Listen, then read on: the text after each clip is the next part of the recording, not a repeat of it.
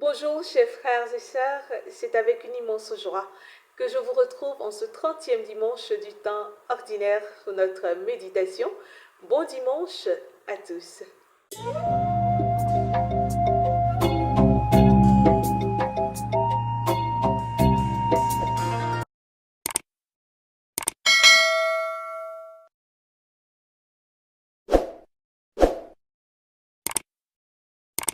Dieu, en ce 30e dimanche, nous libère et nous restaure et nous fait revenir pour une restauration véritable.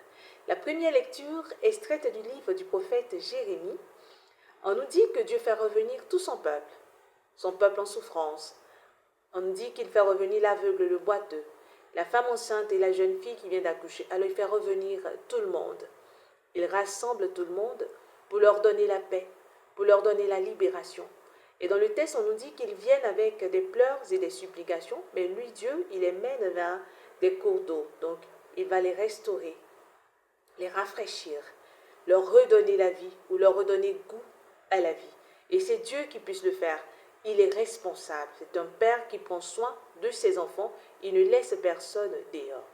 Mais est-ce que nous sommes assez disposés ou nous sommes prêts à aller jusqu'au bout du processus? Allons à la découverte de l'évangile du jour, extrait de Saint Marc, chapitre 10. Alors on nous dit que Jésus, il passait avec ses disciples et Bartimée, fils de Timée, ils vont entendre Jésus passer. Nous allons retenir ceci. Entendre Jésus passer, Bartimée va crier. Donc Bartimée saisit l'opportunité. L'opportunité de voir sa situation changer. L'opportunité de voir une restauration certaine. Il va se mettre à crier. Cette opportunité emmène Bartimée à l'action. Bartimée va crier, Jésus, fils de David, aie pitié de moi. Est-ce que nous sommes prêts comme Bartimée à saisir cette opportunité qui nous mène à l'action de désirer que Dieu fasse quelque chose dans notre vie?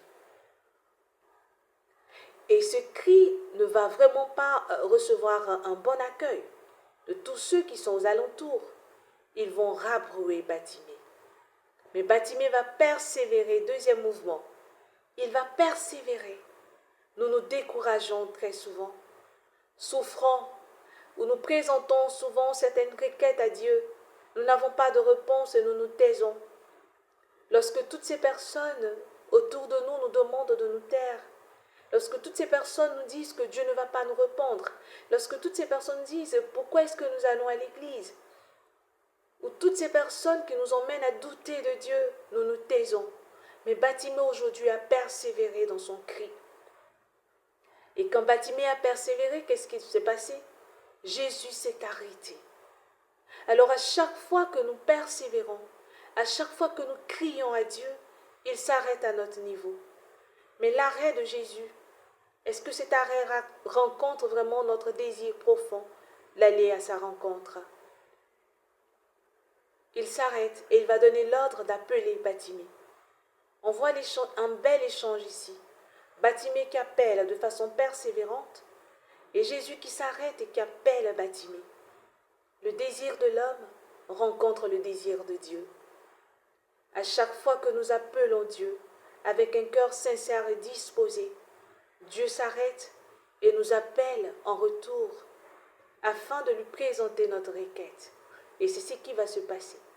Il va demander d'appeler Bartimée. Alors ils vont demander à Bartimée de venir, mais Bartimée va faire quelque chose qui pour moi est extraordinaire. Il va jeter son manteau. Un acte de confiance. Il se dépouille de ce qui l'empêche sûrement d'aller vite, de ce qui l'empêche sûrement d'aller à la rencontre de Dieu. De quoi est-ce que nous sommes prêts à nous dépouiller? Pourquoi est-ce que c'est si difficile pour nous d'aller à sa rencontre? Nous écoutons toutes ces personnes qui nous empêchent de partir, toutes ces personnes qui nous disent que Dieu ne peut pas. Si ce sont ces personnes que nous écoutons, alors nous devons nous dépouiller. Si c'est notre orgueil, notre haine des autres, notre trop-plein, où on se sous-estime, on se surestime, parce qu'on se dit qu'on sait tout déjà, et que Dieu a déjà parlé à notre situation. Aujourd'hui, Bartimée nous donne une belle leçon de vie. Il jette son manteau et il va à la rencontre. Et là aura le dialogue, vraiment le dialogue décisif. Jésus va demander à Bartimée, « Que veux-tu que je fasse pour toi ?» Et la réponse de Bartimée, elle est précise. Donc on a l'opportunité qu'on saisit, on a la persévérance, on a le dépouillement et on a la précision dans notre communication avec Dieu, que je retrouve la vue. Et on nous dit qu'aussitôt, Bartimée va retrouver la vie et il va suivre Jésus. Alors quand Dieu vient à notre rencontre, il nous libère, il nous restaure. Et lorsqu'il nous restaure, nous devons en réalité être à sa suite, témoigner de sa présence dans nos vies et témoigner de sa présence de telle sorte que nos frères et sœurs puissent être convertis, guéris et restaurés. Il est le seul capable de nous apporter une restauration véritable. Et c'est lui qui nous appelle. Dans la deuxième lecture, on nous dit que c'est Dieu qui choisit des prêtres. Nous ne devenons pas serviteurs de par nos propres moyens, de par nos propres forces, mais c'est lui qui nous choisit, malgré nos infirmités qu'il connaît bien sûr. Alors en ce dimanche, saisissons cette opportunité. Jésus est en train de passer. Il passe devant ta porte, sur ta paroisse, dans ta communauté de vie, dans ta maison, dans ton quartier, dans ta rue. Tu as entendu Jésus passer. Il te reste une chose, crier. Persévérer dans ton cri. Il s'arrêtera. Et lorsqu'il s'arrêtera, il faudrait que tu sois disposé à le recevoir, disposé à aller à sa rencontre en te dépouillant de toutes ces choses qui t'empêchent de te lever. Et ensuite, réponds avec précision et décide de donner ta vie à Jésus. Demandons la grâce de mon Seigneur, de dire Seigneur en ce dimanche, ainsi que tous les jours d'ailleurs, je veux repartir de plus belle, car j'ai entendu aujourd'hui que le désir de l'homme rencontre le désir de Dieu. Je t'ai appelé, tu m'as appelé à ta suite, me voici, je veux faire ta volonté. Frères et sœurs, vous le savez, moi je vous aime, mais Dieu encore plus persévérant. Au revoir et très bon dimanche.